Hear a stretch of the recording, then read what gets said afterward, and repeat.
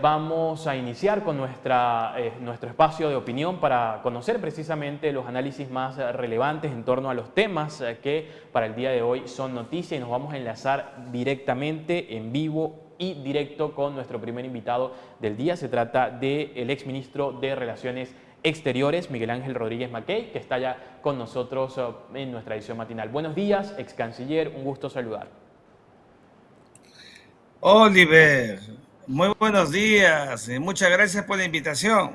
Bien, muchas gracias a usted por aceptar y por supuesto para poner acá sobre la mesa los puntos álgidos importantes por conversar, y queremos iniciar por este tema entre Perú y Colombia. Precisamente hemos visto a un Gustavo Petro bastante directo con la situación en cuanto a lo que ocurre acá en el país, y por supuesto vimos también las acciones que desde Cancillería se han tomado. ¿Qué puede suponer esto para la relación bilateral entre Perú y Colombia?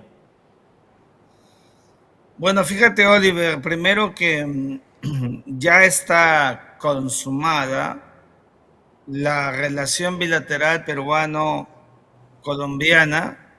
Ha quedado en un nivel intermedio de encargado de negocio. Eso ni vuelta que darle. Así estamos formalmente.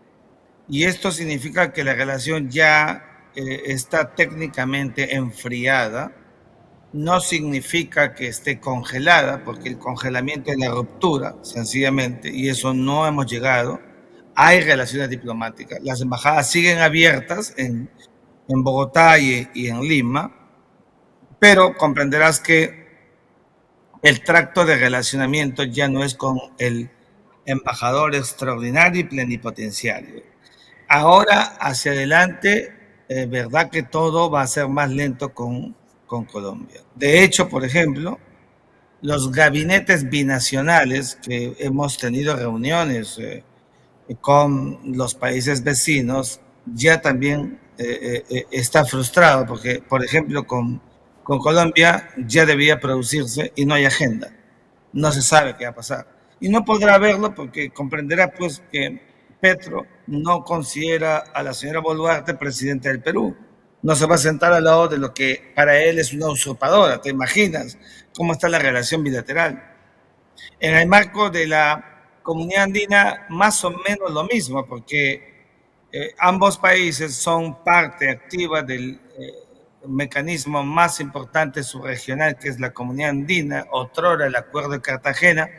Hay un sistema andino de integración con 15 instituciones que se vinculan a Perú y a Colombia. Eso también va a andar a paso de tortuga, hay que decirlo. Y ni hablar del mecanismo del bloque exitoso de la Alianza del Pacífico, donde también está Perú con Colombia.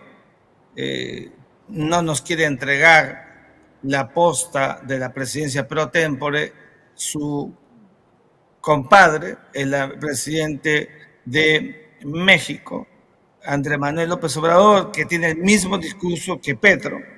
Entonces la cosa está muy complicada en términos de la política exterior o la política internacional del Perú en su relacionamiento subregional y regional. Y tenemos que ser realistas. Hacia adelante vamos a ver un proceso bastante detenido. Yo no digo que va a paralizarse el ámbito comercial o empresarial, no, y tenemos que trabajar y las embajadas tienen que hacerlo, la misión peruana, para que eso no se produzca, pero tampoco vamos a topar el sol con un dedo para decir que eso no se afecta, eso no es verdad. Sí hay niveles de afectación, por alguna razón los embajadores levantan el teléfono o cruzan la pista cuando están en las misiones, interactúan, negocian, gestionan para el país, para los intereses del país. Ya no está el embajador y eso se torna distinto. Ahora, quizás, y para que quede claro, ex canciller, precisamente, y para las personas que nos están escuchando, entonces retirar al embajador no significa perder del todo las relaciones diplomáticas y comerciales. Eso es correcto, sobre todo las relaciones político-diplomáticas, porque el ámbito en el que se mueve la misión es enteramente político-diplomático. Mira, dos países se relacionan, se vinculan, interactúan a través de la diplomacia, que desde hace muchos años es el más preciado mecanismo. La diplomacia fue fortalecida luego de la paz de Westfalia de 1648, que le puso punto final a la guerra de los 30 años. Bueno, luego de esa guerra tuvo mucha fuerza el concepto de la representación política de un estado en otro, por eso surgen las embajadas, ya formalmente, ¿no? Y eso evidentemente hacia adelante ha constituido el mecanismo más exacto del relacionamiento entre países. Por esa razón es que la afectación es casi stricto sensu en el nivel político diplomático, no comercial y no económico. Pero lo que quiero decir es que el plano comercial y económico, que necesita del insumo político para poder proyectar con mayor eficacia, se va a ver menoscabado por la paralización política, que es la que articula todos los ámbitos de la relación cultural, económica, deportiva, financiera, tecnológica. Todos los ámbitos pasan por una suerte de palanca de movilidad política que da la misión diplomática, que es el nexo, el que conecta, el que vincula, que coadyuva, y eso está en un nivel intermedio ahora. Ahora, yo también quisiera preguntarle, porque hemos visto, digamos, toda la tensión que usted muy bien lo decía en la política internacional, que esto pues conlleva. ¿Esto se puede revertir, digamos, la situación en pleno gobierno o se tiene que esperar, digamos, al siguiente mandato presidencial para restaurar, sobre todo este tema de, pues, el embajador de Perú en Colombia? Mira, si el presidente Gustavo Petro aprovecha la Semana Santa, hace su mea culpa y obtiene la indulgencia, la próxima semana ya están reanudadas las relaciones diplomático-políticas entre Perú y Colombia. O sea, todo es posible. Es decir, que en esa semana de reflexiones, él pueda decir, bueno, la señora Boluarte, debo reconocer que sí es la presidenta de los peruanos, entonces la cosa cambia. Entonces deja de decir que es una usurpadora, casi como un disco rayado, y la cosa cambia. Entonces todo es posible. En diplomacia todo es posible, pero para que eso se produzca, también hay que trabajar en el nivel diplomático y hacerle saber la exacta situación de lo que pasa en el Perú. Mira, en verdad, yo creo que él lo sabe. Y creo que él ha apostado por un libreto de liderazgo en la región y utiliza el Perú para esos espacios de liderazgo en la subregión o en la región. Lo ha hecho en el marco de la reciente 28ª cumbre iberoamericana en República Dominicana. Mira, todo lo que ha habido en República Dominicana pasó a un segundo plano cuando empezó a hablar de Perú. Seamos claros. Entonces, es un caballito de batalla, quiere presencia internacional, la quiere de esta manera, eso es muy malo. Yo diría, no es digno de un jefe de Estado. Ni los colombianos, que conozco tanto y quiero tanto, ese país lindo, se merecen un presidente que esté en esa catadura de discurso, de acción. Entonces, no te digo que no vaya a pasar un milagro, pero si la Semana Santa lo permite, ojalá que sea así de Gustavo Petro. Para el bien de ambas naciones. Además, quisiera preguntarle, esta visión, hemos visto cómo, y lo decíamos al inicio de la entrevista, no solamente Colombia, también México ha tenido una importante, digamos, opinión con relación a lo que es la política internacional, entre esa relación entre Perú y, por ejemplo, gobiernos como Colombia, México, de igual manera. De hecho, la visión que tienen de Dina Boluarte en el exterior, en estos países, es como usurpadora. Se dice que en el Perú no hay democracia, hay una dictadura. ¿Qué tanto afecta esta visión en cuanto a la política internacional? Digamos, con base a esa visión de otros países, en otras latitudes, en cuanto a lo que vendría siendo esa figura de la presidenta en la actualidad. Mira, qué bueno que le preguntas y te agradezco por ello, Oliver, porque la presidenta Boluarte debe ponerle mucha atención a esto que tú muy bien has enfocado en tu pregunta, porque si hay una corriente mayoritaria que cree que ella es usurpadora, que en el Perú hubo un golpe de Estado, que en el Perú se cometen violaciones de derechos humanos, etcétera, eso la va a deslegitimar internacionalmente. Por más que tengamos la razón, tenga la razón y sepamos exactamente qué pasó en el Perú, que hubo una ruptura del régimen democrático, y eso la va a afectar, primero internacionalmente y luego en el frente interno. Acaba de producirse una votación para la vacancia de presidenta, a mi juicio, felizmente frustrada, pero eso no asegura para ella nada. Y entonces, pero más allá de ello, incluso, que ya sería, digamos, catastrófico, está el mismo hecho que ella debe de enfrentar jurídica, penalmente, una imputación por lesa humanidad, por violación de derechos humanos, que tendrá que sortear y llevar hacia adelante. Cuando deje de ser presidenta, lo va a llevar hasta cuando tenga un bastón en la mano, créeme. Pero si ella sale de todo este proceso con una visión distinta en el mundo, cuando le toque enfrentar judicialmente lo va a hacer con un nivel de empoderamiento y de legitimación que hoy no tiene. Entonces no se trata de que qué importa que digan afuera que soy usurpadora, yo sigo en el poder, los meses pasan, mis ministros siguen de ministros y se acabó. No, no es eso. Están mirando el asunto cortoplacista, de inmediatez, no están pensando prospectivamente. Y yo quiero pensarlo siempre así, siempre he pensado mirando más allá de lo que tengo alrededor. Y creo que ella debería tener asesores que le digan la verdad. Porque, como sabes, el poder es temporal, es tremendamente temporal. Entonces, el realismo político tiene que llevarla a ella a una preocupación sustantiva para que cuando deje de ser presidenta, cuando acabe su mandato, ¿no es cierto?, entonces ella pueda mirar el futuro punitivo que tendrá que seguir ventilando, empoderada y no deslegitimada desde ahora, porque eso va a jugar en contra y no se lo están diciendo a la presidenta del Perú. Y ya sabes la ratio de los presidentes del Perú en el pasado.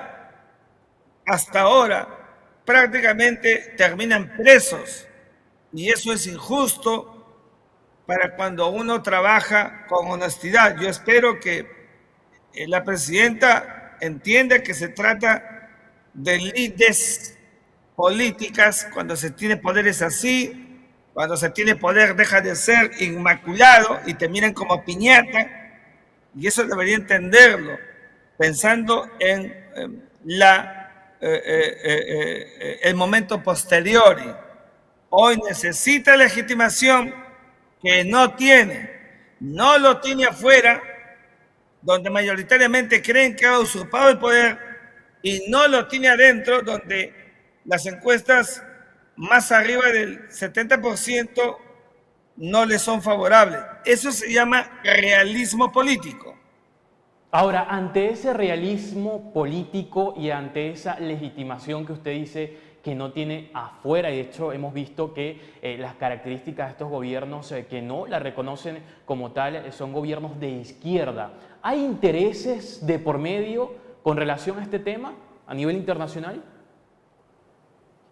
Siempre hay intereses, pero por supuesto que hay intereses. Desde afuera hay toda una corriente iniciada por el Foro de Sao Paulo, por el Grupo de Puebla. Yo me los he encontrado en el Foro sobre Derechos Humanos de Buenos Aires, me los he encontrado. nos hemos mirado y con algunos ha sido más de lejos porque saben mi posición y saben para qué fui a Buenos Aires, para relevar los derechos humanos de todos, no de los derechos humanos que los caviares creen, los derechos humanos de los policías como el que murió calcinado, los derechos humanos de los militares ahogados, prácticamente empujados al río Ilave. ¿Dónde están esos derechos humanos? Entonces, hay toda una corriente por desacreditar a la democracia, hay toda una corriente por imponer la anarquía, por imponer el desorden. Hay mucho desorden y hay que decirlo. Yo que no soy un hombre de derecha, todo el mundo lo sabe, y tampoco soy un hombre de izquierda, yo soy un social cristiano y un nacionalista, ¿no es cierto?, que miro las cosas con objetividad y por eso pido pena de muerte para violadores, como has visto estos días, ¿no es cierto?, y pido ecuanimidad para enfrentar el país con institucionalidad.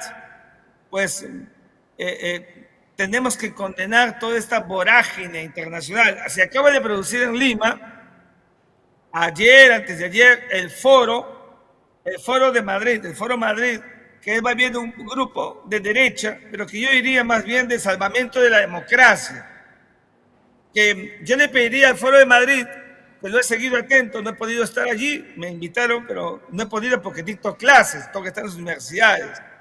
Entonces, le pediría más bien que sigan enfocados en salvamento de la democracia, salvamento de los derechos humanos, del Estado de Derecho, y no pregonar el anticomunismo, porque van a caer en lo mismo que el Foro de Sao Paulo, el anticapitalismo, antiyanquismo. No, el Foro de Madrid tiene gente muy buena, muy respetable, con la que he podido hablar por teléfono, etcétera. Nos hemos visto en algún café estos días, pero no he podido estar en el evento. Pero el enfoque del Foro de Madrid debe ser estricto sensu para salvar democracia, para reivindicar la naturaleza del Estado de Derecho y evitar el discurso anticomunista. Todos ya sabemos que estamos en contra del comunismo, por supuesto, pero el comunismo ya es una quimera, el marxismo no sirve para nada, lo he dicho de mil maneras, pero no es la estrategia, porque si no, los comunistas, los izquierdistas radicales van a decir, pues no, lo mismo, ¿no? Del Foro de Madrid, ¿no es cierto?, el antagonismo, todos buscan siempre su juego, su partido, ese es el discurso que van a decir. En cambio, si nos concentramos en los enormes valores de la democracia, que deben superar cualquier ideología, entonces estará bien. Han emitido una declaración que a mí sí me parece una declaración sustantiva, importante, buena, ¿no es cierto?, que debe estar llamada a recuperar los espacios, los derechos humanos, como lo de la expresidenta Áñez en Bolivia. Yo fui a Bolivia, no era canciller todavía, y a los medios, y levanté el periódico que me publicó completa la entrevista, donde denuncié lo que le estaba pasando a la expresidenta, un abuso del derecho completo. Ahora, hemos visto con relación a ese tema que también ha habido una respuesta también importante, preponderante de organismos internacionales en el caso de Pedro Castillo. Y de hecho la hija de la expresidenta de Bolivia también decía, ¿por qué, digamos, hay este manejo diferente en el caso de Castillo y en el caso de mi madre? ¿Qué puede haber allí en ese tema? Mira, lo que dijo la hija de Áñez ha sido contundente. Porque eso confirma lo que venimos diciendo hace buen tiempo, Oliver, que la Comisión Interamericana de Derechos Humanos está sesgada. La Comisión Interamericana de Derechos Humanos ha llegado a un nivel de contaminación ideológica increíble. Y como ella, hay cuidado en ciernes una metástasis en el marco de la OEA. Me da mucha pena. Yo que pregono la defensa de la OEA a cada rato, que la quieren acabar los grupos radicales de la izquierda latinoamericana. Vengo de Buenos Aires, te decía, y he tenido enorme cantidad de cafés, diálogos con gente con las que incluso no tengo, no, que mayoritariamente no estoy de acuerdo, pero para entrar en lo que a mí me gusta, que es la dialéctica académica. Pero no es posible, pues, que veamos una comisión interamericana que en el caso peruano ya emitió un informe que sale a fines de abril y que ya dije y reitero a través de contigo, que edición matinal que lo ve mucha gente, que estás también sesgado y que nosotros deberíamos recurrir a los mecanismos de la democracia institucionalizada para condenar este tipo de posiciones que lo único que quieren es subvertir el orden, la democracia, los derechos humanos en el Perú, en Bolivia, con esta señora presidenta recluida abusivamente, y en otros países más que todos sabemos los libretos que vienen pasando. Entonces hay que abogar, Oliver, por la democracia, con una democracia erga omnes para todos, donde haya tolerancia. Dejémonos de hablar de capitalismo, yanquismo, conservadurismo y de otro lado de comunismo, marxismo. No es la estrategia. La gente de a pie no quiere eso, entiéndanlo. La gente de a pie quiere pragmatismo. Que se levante alguien y diga con pragmatismo, voy a poner orden, voy a hacer todo esto para que la gente salga de la pobreza. Eso es lo que la gente quiere. Y con Y coherencia, ¿no? tenemos que trabajarlo en democracia. Más allá de decirlo, la coherencia también es importante en todo esto. Ya para finalizar, el tiempo nos apremia, muy interesante la conversación. Quisiéramos pues seguir conversando acá con usted, pero el tiempo en televisión es justo. Quiero hacer una sola pregunta. Al finalizar ya, el canciller chileno el día de ayer justamente decía que, bueno, aspira que México le pueda entregar al Perú la presidencia de la Alianza del Pacífico. ¿Cuál es el daño político, el impacto que tiene en cuanto a daño político que puede ocasionar en la Alianza del Pacífico esta situación? Mira, yo primero que al canciller Van Cleveren estoy totalmente de acuerdo con él. Él tuvo mucha participación en el tema de la delimitación marítima, en el proceso que tuvimos Perú con Chile, en la controversia jurídica, que como sabes me cupó a mí también participar académicamente, activamente, de manera académica, desde las aulas universitarias. Creo que ha dicho bien y con sensatez, y esperemos que eso se produzca en el marco de la Alianza del Pacífico. Hay un capricho por parte del presidente de México, abrumado por su ideologización que nadie le entiende, y ese capricho debe ceder para que se imponga el nivel de vocación de Estado, de un Estado con actores políticos con vocación de Estado. La presidencia pro tempore es una presidencia no simbólica, es para coordinar el éxito de la alianza, y su mayor afectación va a ser que esta alianza, que camina bien económicamente, tenga esos pertrechos políticos para su relacionamiento internacional con más de 62 países, estados, instituciones observadoras. No la dañemos políticamente más de lo que ya está, porque es el bloque más exitoso que ha producido la región mirando la cuenca del Pacífico. Bien, importante análisis con el exministro de Relaciones Exteriores el día de hoy, Miguel Ángel Rodríguez Mackey. Muchísimas gracias, exministro, por acompañarnos. Agradecemos su tiempo y muy interesante la conversación. Esperemos que próximamente podamos seguir pues abordando otros temas. Gracias por la invitación, Oliver. Que tengan buen fin de semana. Gracias. Bien, muy amable, muy amable. Allí lo escuchábamos precisamente información importante de análisis, de coyuntura, de lo que ocurre fuera de nuestras fronteras, esa política internacional, cómo se ve el Perú desde afuera, cuáles son, digamos, las diversas visiones que se tiene en torno a lo que ocurre acá en el país, pero además, no solamente eso, cómo impacta esto dentro de lo que vendría siendo esas relaciones bilaterales, ¿no? Lo conversábamos con el ex canciller.